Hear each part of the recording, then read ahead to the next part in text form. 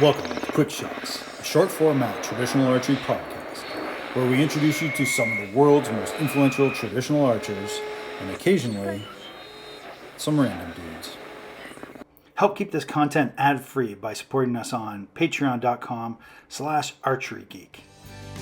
Don't forget to check out our sponsor, archerypass.com, for all your traditional archery needs.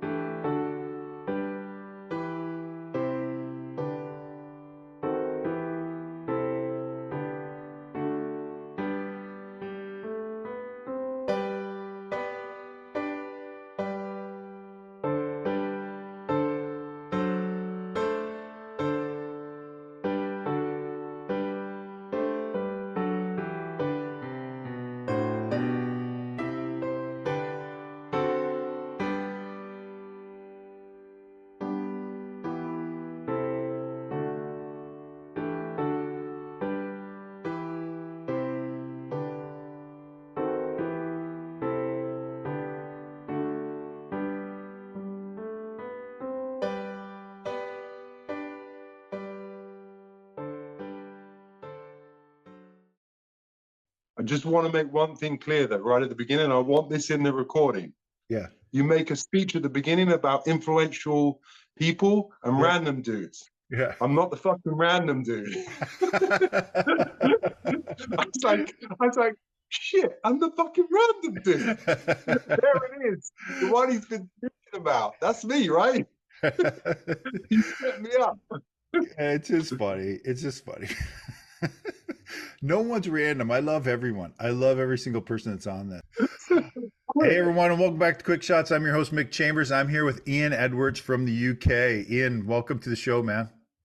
Cool. Good to be here. Dude, From London. In London. There you go. So Yeah. we'll be more specific. We're going to narrow her down. You recently moved to London, though, didn't you? Yeah. So we're just in between homes. We sold our home in Devon, which is the southwest of England. Mm-hmm. And now we're buying a country home just outside of London. So yeah, we're in between at the moment. So it's a little bit weird. Look, it's city living. It's city living. It's kind of cool for a short period of time, but then after a while, it gets tiring. But what I've done though is archery related. I've joined the London Archery Club, and we shoot in Kensington Palace Garden. How cool is that? Yeah, that is super cool. Super cool, man. I want to see pictures of that. When you're shooting, you don't take a ton of pictures. I would love to see that venue. That would be so cool. Yeah. I just want to remind our listeners, as usual with everyone from the UK, I will have subtitles. So when you can't understand something, or I'll do my best to translate as we go along into English.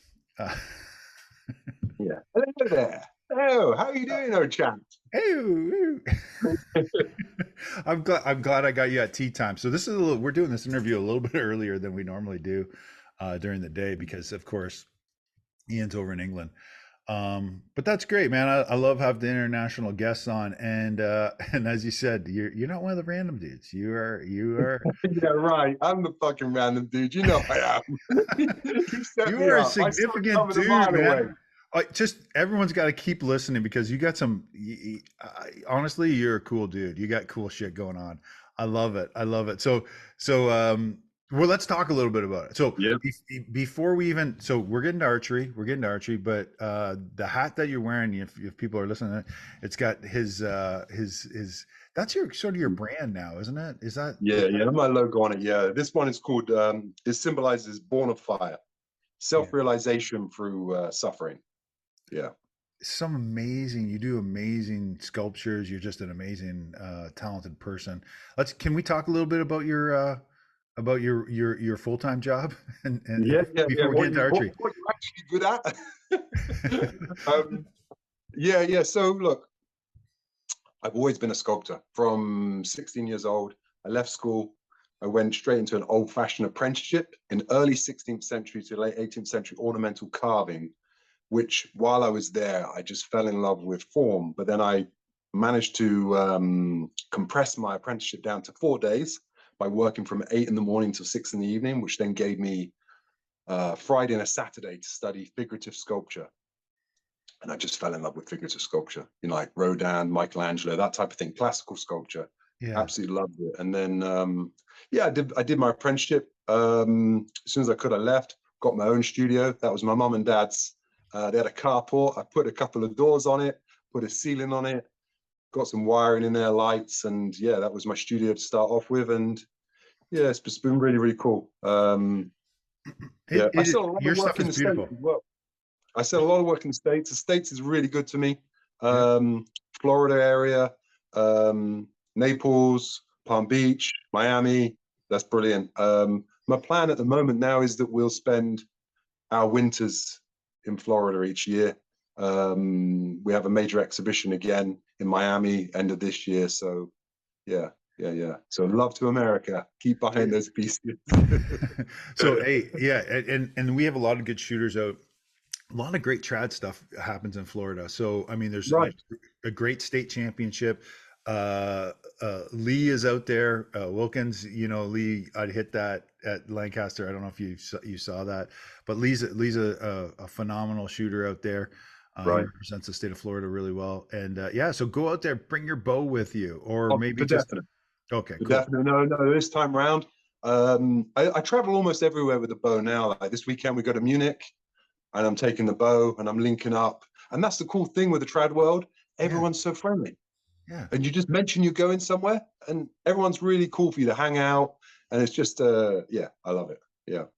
So I know we're dipping into archery too. Like that's good. So we can bounce back and forth, but really go follow Ian. He's got an amazing Instagram and the work that you do, and you do share that. You share sort of a little bit of the creative process, which I think is fan freaking tastic, dude. I absorb everything that you put online, just because I have none of that skill. Like I can't even imagine having that level of artistic ability.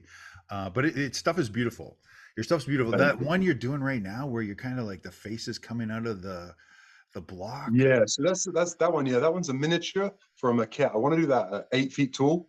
So it'll end up being like this huge block of massive rock and this Yeah, really primal matter with this beautiful female face emerging from it.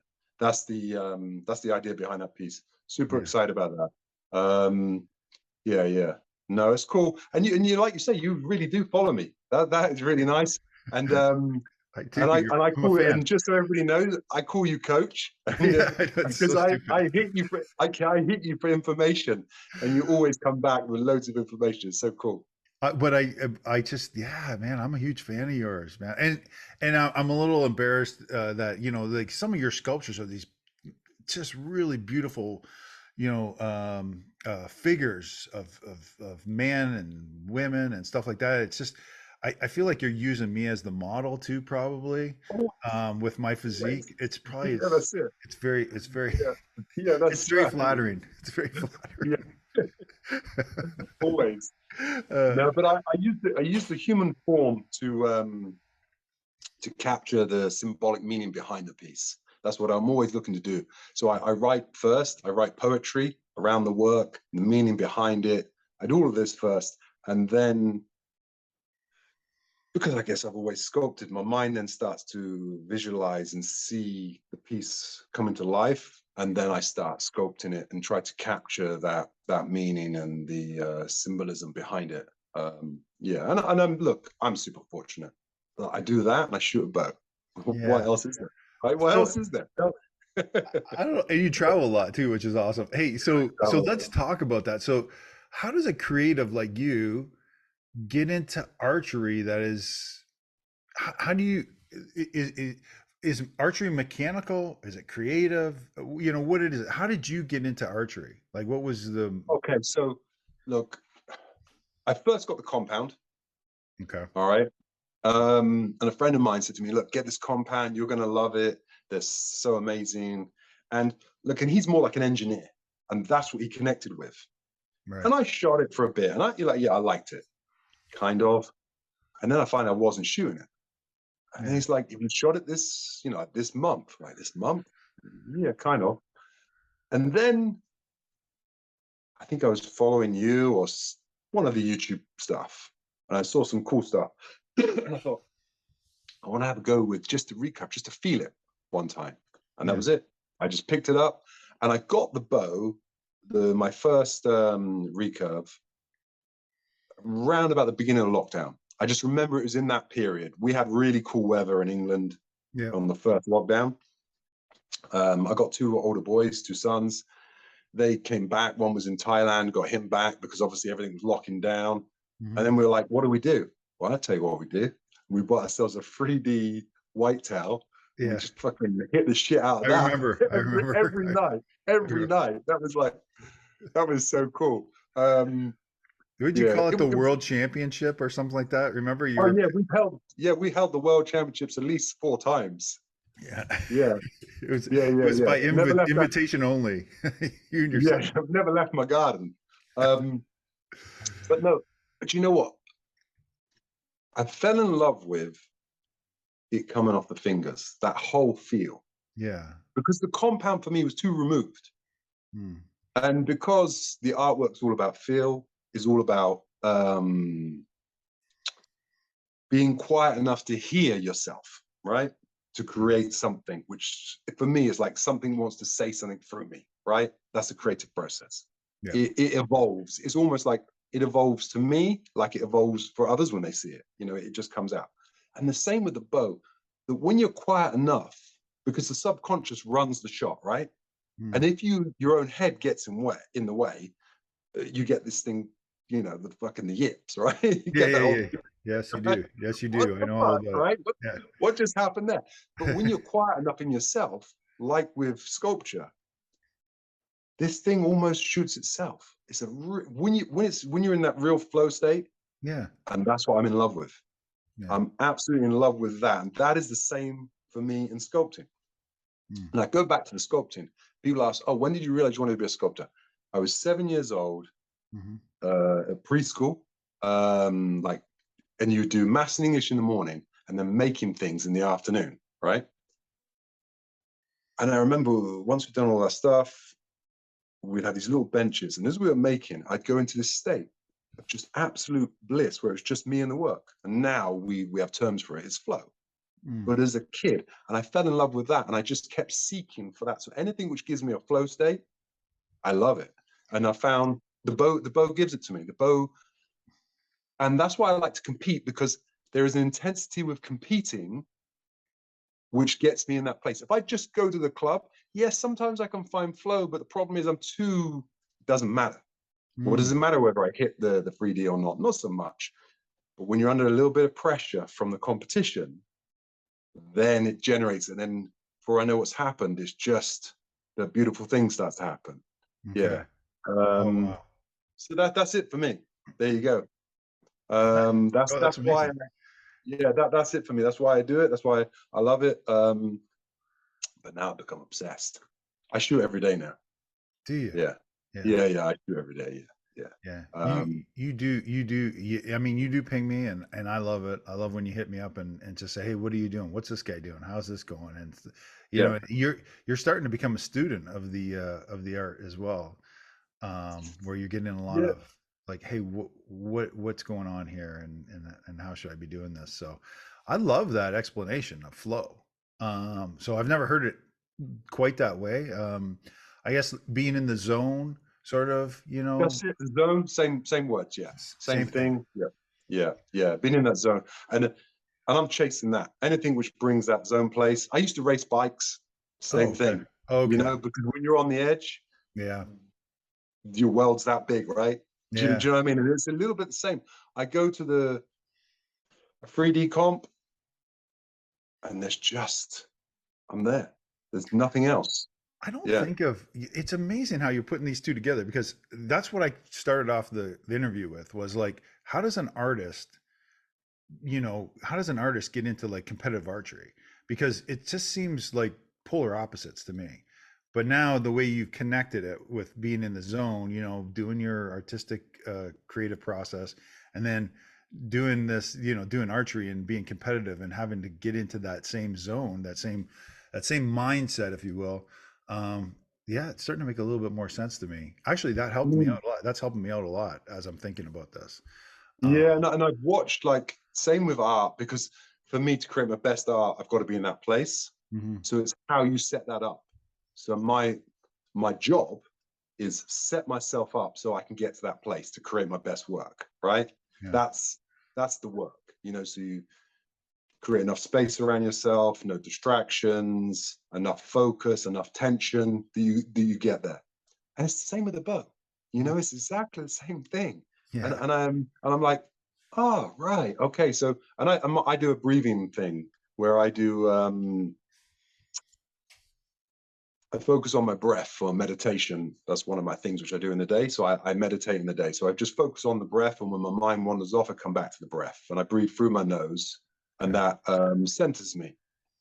And I do the same breath. I do 2 of those before I draw the bow, and then on the last draw, I do my 3rd breath in, and it connects me back to that state, to that place. Yeah. So that I'm not too much, you know, so, you know, you're not too much in your head going, got to hit that spot, you know, which you, as you know, just completely fucks you up, right? Absolutely. Yeah.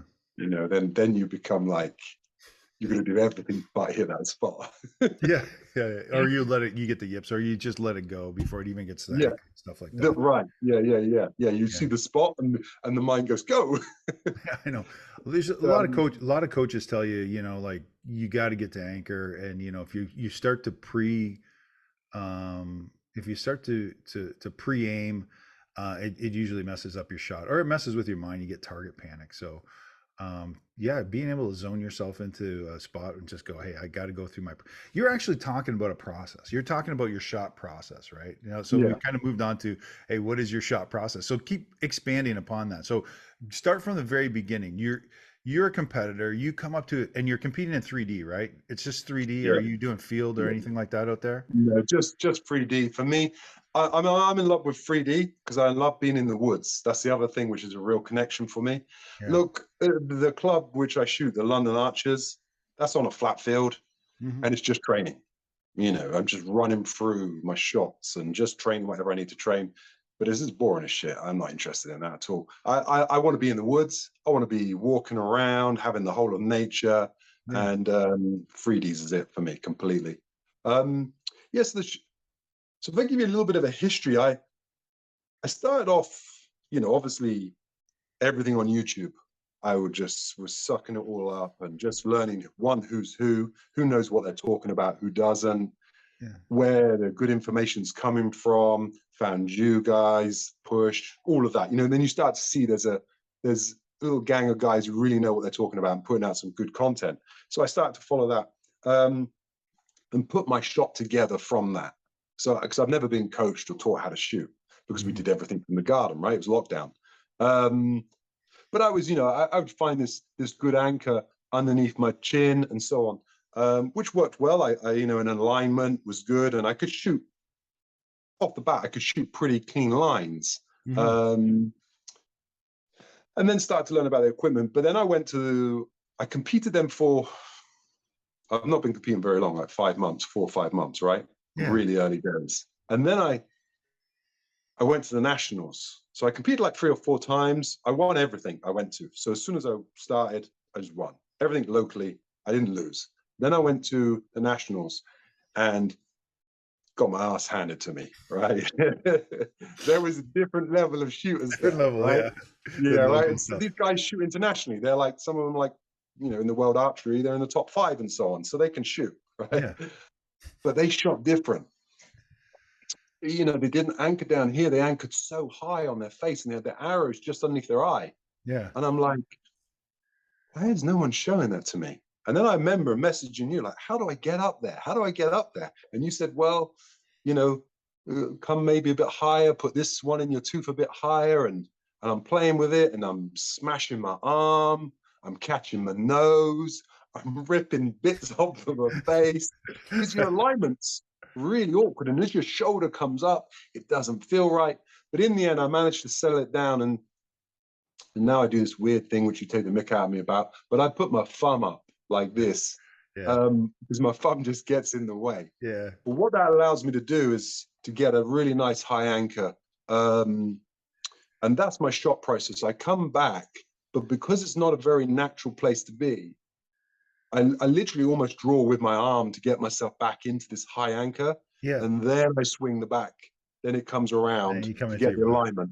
Yeah. So it is very much a stage one, draw back, just get it where I want it.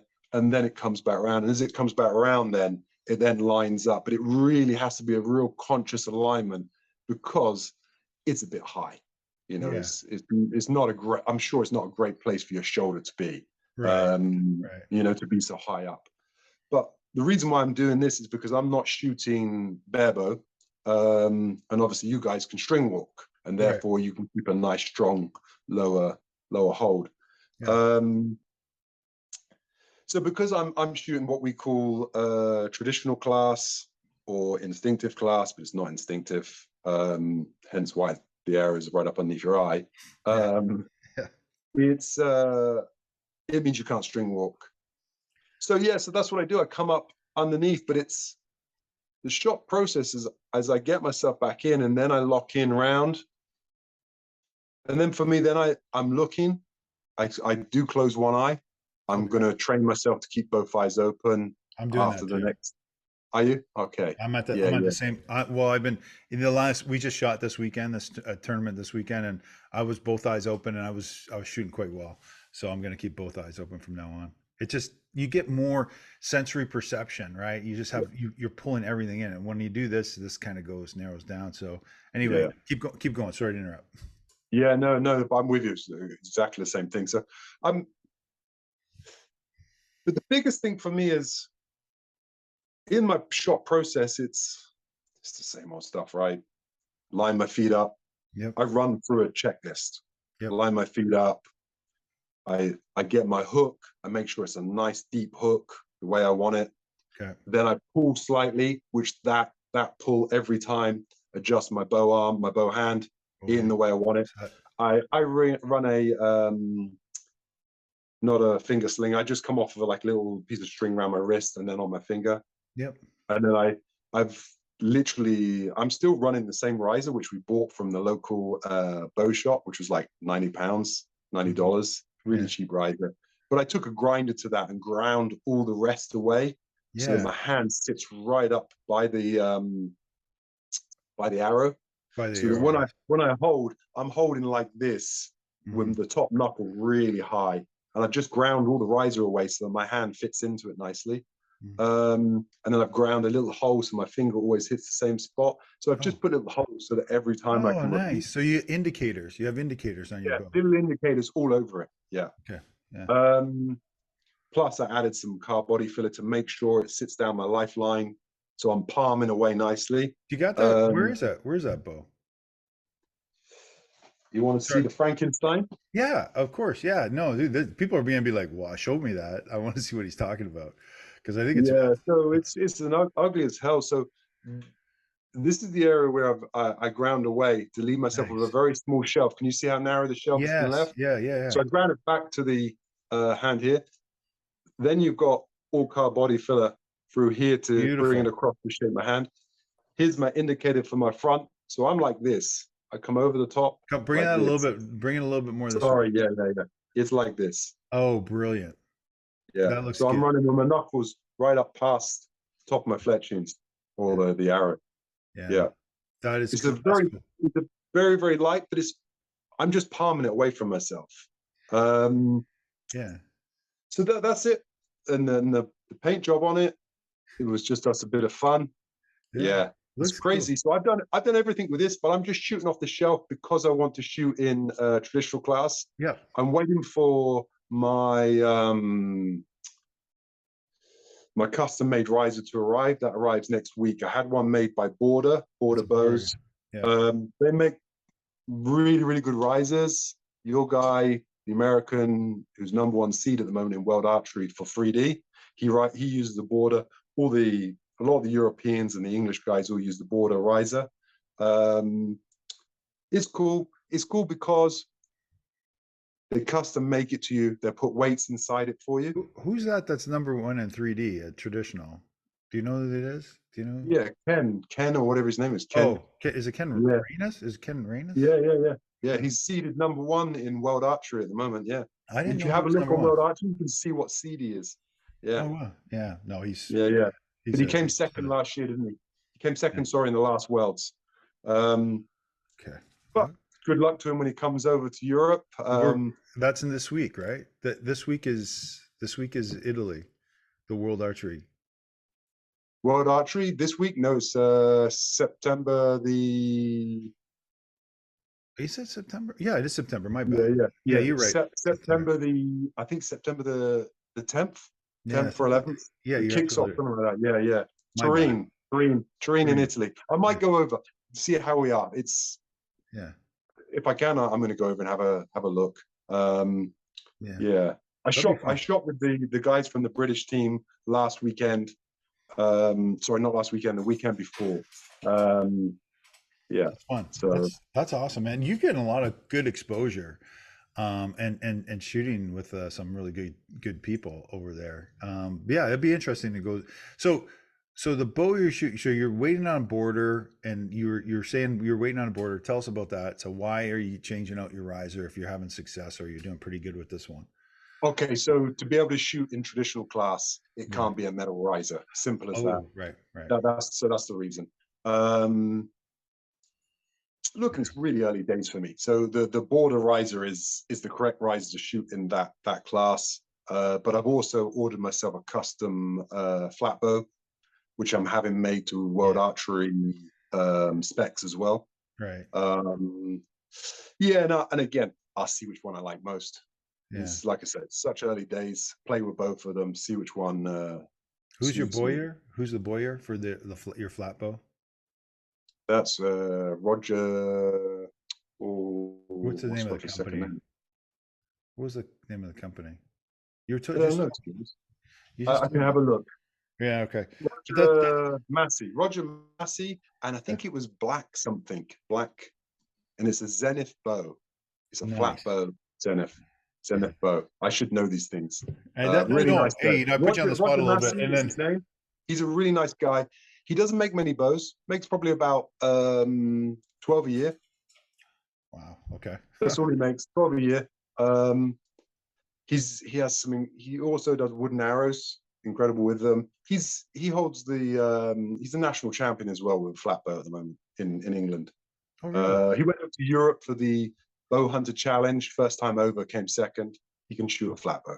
Yeah. Yeah, yeah, And yeah. for people who don't know what a flat bow is, that we call that our longbow class here in the Yeah, United yeah. That's States. right. Yeah. Yeah, Obviously yeah. not when you speak to an Englishman that you won't say longbow. It's No, well, totally I, different I thing. get I get told off all the time. Exactly. Yeah, a longbow is that longbow. It's a Shit. Have you ever shot longbow. one of those?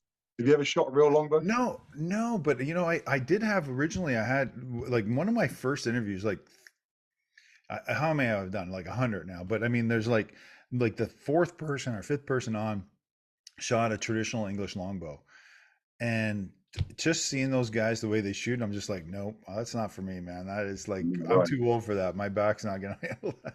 Yeah, right. The hand shock is incredible. I can't imagine. I can't. Yeah, but you go around to some of the comps, some of those guys, this old traditional longbow, because obviously there's no shelf, so they're shooting off the hand, right? Yep, yep, With a wooden arrow. Some of them they can shoot. I mean, like, yeah, how are you doing that? Seriously, and then they're all shoot high poundage too. They're all yeah, like 60 pounds, but they just go whoop, and just let it go. It's almost like yeah. There's what do no you put snap anchor. shooting? Yeah, Yeah, snap type shooting. Yeah. Um, no, I don't fancy that. Plus, it doesn't travel. But the flat bow or the long bow, the American flat bow, that travels in the sense you can get it in two pieces and is recognized in the States. So when I come over to Florida, yeah. I can chase you guys around. And then when I'm in Europe as well. So it's in World Archery where the English longbow is not. It's only recognized really here. Yeah, no, but you guys do an amazing job with archery too. I mean, in terms of the longbow, I dig it. I think those guys that are shooting ELBs, English longbows, I think that they're fantastic. I think that Mm. that's a great history to maintain. So I actually recently saw a reason why English longbows are English longbows, and why they didn't do laminations and why they didn't do, a bunch of different things, recurves and stuff. Anyway, there was a good article. Maybe I'll link it to it in this, but on why, because a lot of people are like, why would they do that? Why wouldn't they just laminate a bow? Why wouldn't they put a recurve in it? And it was just difficult at the time, the weather in England and stuff like that. To make a long story short, the glue that they use for laminations didn't at that time didn't hold up. Anywho, I'm Sure. off topic. So give us a little bit of advice for someone who's starting off in archery, and how can they get better?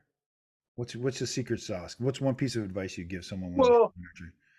so if I was starting again now, like speaking to myself, yeah, Yeah.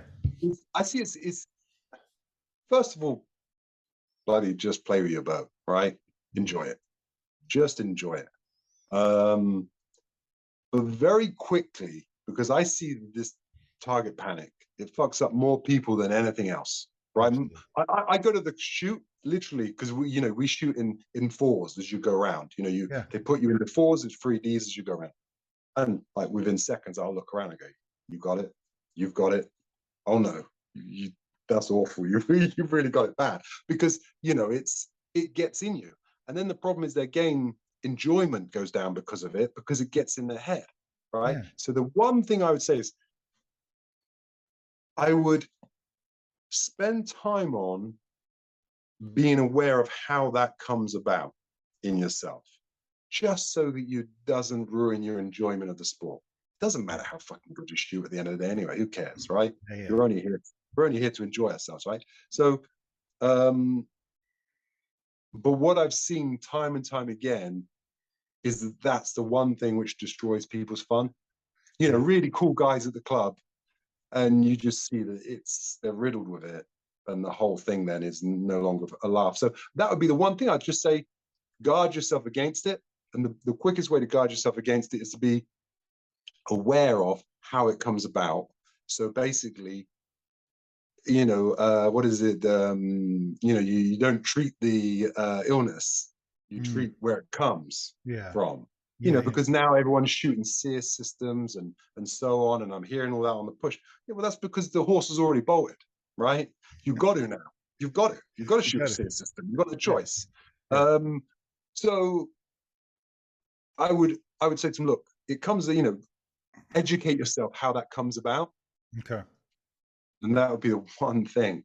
After that, do whatever you fucking like. Just enjoy it, right? Just go around, play with Okay. your form, play with it. But that's the biggest one.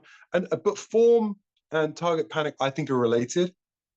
Okay. I've watched the two are related, so I'd say get your form, understand what's good form and what's not for you. And I would say good form is basically that alignment because of that nice strong hold where you're really, really comfortable, but then understand how you shoot in the sense of shot process. Get that Right. really clear. And there's so many good videos out there.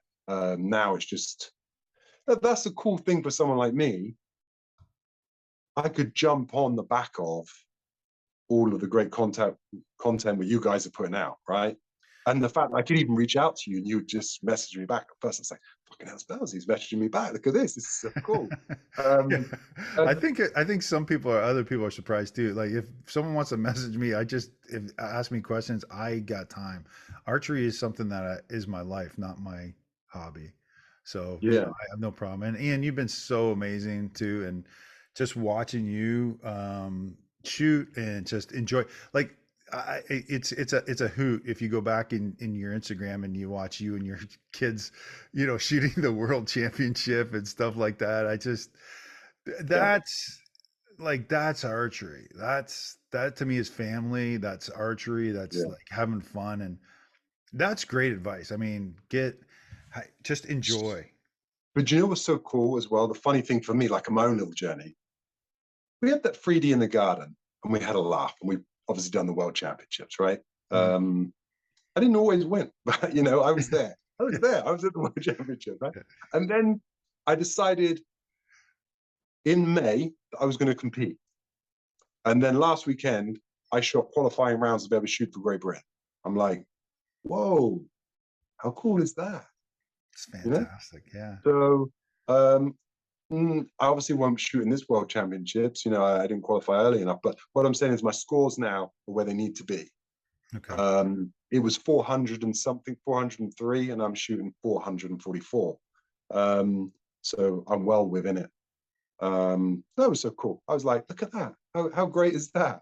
And I will do it. I'll do it. You know, I'll shoot in the Europeans because they come around first, because it's every other year, the Worlds. And then, yeah, you know, it's a little adventure, right? A little adventure. It is an adventure. I mean, it's great to hear you say that. I mean, not everyone. You obviously have skill. We don't. Not everyone has that skill or that or even that mental game. You have a very strong mental game. It sounds like as well. So, and that's half the battle. And just having fun and victory over that mental game. So you're doing a good Yeah, job, yeah, dude. yeah. You're doing And a good shit job. talk. I've got great shit talk. Yeah, that's Yeah, good. you know, you shoot with me and my four, I will destroy you mentally. Well, I can't wait till we shoot together. I will Okay, come pull on you over. Come apart, on. man. I'll go down to Florida. And then when you're in town, and then I'll meet. We'll set up with Lee, and we'll all Oh, shoot. definitely. Yeah. I had Ken Davis say to me one time when I was out on the course. He looked at my boat. This is the best shit talk ever. This was so good. This was so Yeah. good. So I'm shooting, and I'm doing pretty good. I think I was like 10, 10, 10. And then I'm waiting to get up there. We're in a group of four, and I got my bow out, and it's and he just walks over to my bow, and he walks over to me. He looks down at my bow. He's like, "Huh, that's different," and then walks away. Just enough. He's just dropped it in there. Yeah.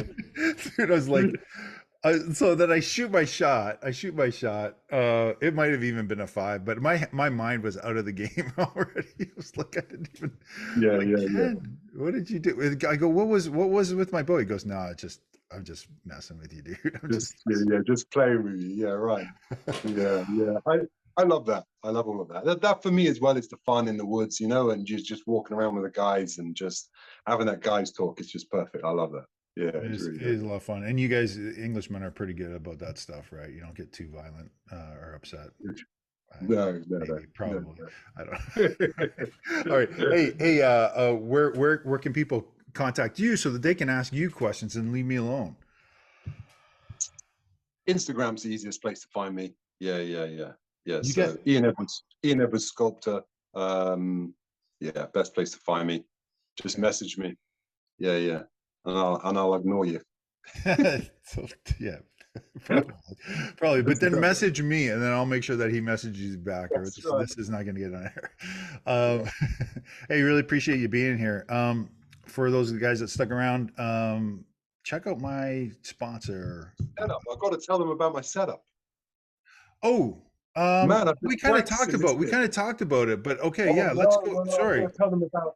I've got to Yeah, tell yeah. them. Look, this is because Sorry. like I've been memorizing this stuff. Oh, You right. Yeah, sent me a yeah. At the list of beginning. what I've got Sorry. to be able to say. We talked about Right? it at the beginning. I thought, all right, we already did that portion of my thing. No. All right, let's go through Yeah, the yeah. setup. Me and you chat, didn't we? Maybe we covered it. But one of the things I've done, Yeah. and again was the advice from you guys, was I shoot this arrow, which you advised me to get it, which is the Victory 3D HV. Yeah. But it's a 260 grain arrow. And I shoot it out of a 47-pound bow at a 29.5-inch draw length. So I'm shooting at 240 feet per second. That's crazy. And that helps for 3D. You know, if you're competitive, because the flatness of the trajectory, obviously, that sort of speed. And that's one thing that I've played with my technique to be able to shoot what I call like a really twitchy, like a Lamborghini type arrow. Yeah. You get the release really, really clean so that you can have the advantage of your ups and downs not being so sensitive because it's such a flat flying arrow. And that's a little bit unique to me. There's very few people I meet who shoot that type of poundage with such a light arrow. And I'm able to get away with it at the moment, because I'm shooting these ones, Yuka, what are they? They're the XS, and Yeah, they can super fast. handle it. They can handle it. Because I'm pretty sure I must be into dry firing territory. Well, You know, it's you might be, but if you think about Olympic recurve archers, they're in the 50-pound area. So like Brady Ellison here they're what weight shooting. arrow? Yeah, they're using I don't know exactly the weight, but it's not too much heavier than, or it might not even be as heavy as that arrow that you're shooting. Just because they have such a good release and they can, and that their bows can handle it. But they're Right. in the 50-pound area. But yeah, no one shoots off the shelf 46 pounds or 47 pounds with such a light arrow. It just Yeah.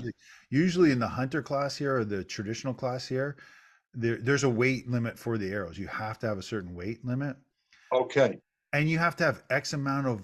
So on longbow too, there's a rule. You have to have X amount of length of feathers too. So Really? many.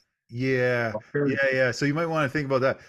Like coming over here and shoot. You can shoot whatever the hell you want. You do whatever you want, Yeah, dude. yeah, yeah. But there is, and that's why you see a lot of longbow guys now shooting 4 fletch over here. And what that does is that, so you just add up all 4 fletches, and then how long is that? That's got to be X amount. I don't know all the rules. Guys, put Okay, some good comments. idea. Yeah, we'll get comments. People will put it in the comments what that actual longbow a feather length is, but that's making that arrow stable. You got them 4 fletchings on there, and that's Yeah, stabilizes it. Yeah, so but we have the same thing. We have the nationals, English nationals. yep, They have their own set of rules. yep, Then there's Archery GB, which runs to World Archery rules. yep. And some of this actually is hard work because you're trying to jump through so So many different hoops, and one bow won't do it because one can't be cut, beyond center.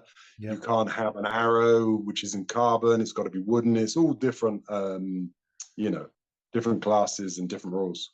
Yeah, Yeah. but still, your setup is perfect for you right now. I mean, you're shooting a light arrow out of a lot of poundage, and then as you said, you don't have to worry about it's just as long as you aim at that 10, you might hit the bottom if you That's miss it. your yardage by a few yards, right?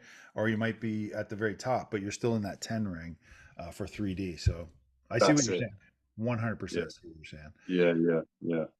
That's the Sorry, one. I didn't mean to jump over your equipment. I really did want to hear And about it's like that was like I'd spent the whole day researching it, going, yeah, what arrows do I shoot again? No, you didn't. You know that shit. Um, so then, and you're shooting ukalims.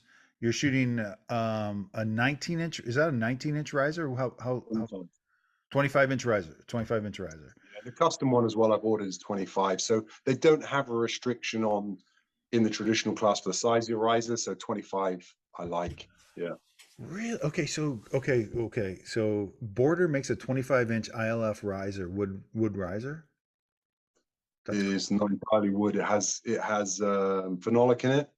Well, yeah, And we call that wood still, but yeah, yeah. yeah. So yeah, they make it for 25 inch. Yeah, they make a 25-inch one, and it's just made for World Archery. It's a custom made. Oh, that's So each person who comes and orders it, they ask you all the spec you want, and they make it just for you because there's not that many people shooting, in World Archery at that level who want that type of riser. So they have their main stock, which are more like hunting type setups, around your 19-inch. cool. But no, they make them up to 27-inch. I almost went to the 27, Yeah, partly because I saw what you did, where now you've gone with the 29. But yeah. I thought I'll keep it 25. I You're gonna be know that fine. area. You're gonna be I fine. know that area. Yeah, you're absolutely gonna be great there. Especially shooting in the traditional class. You know what we didn't cover?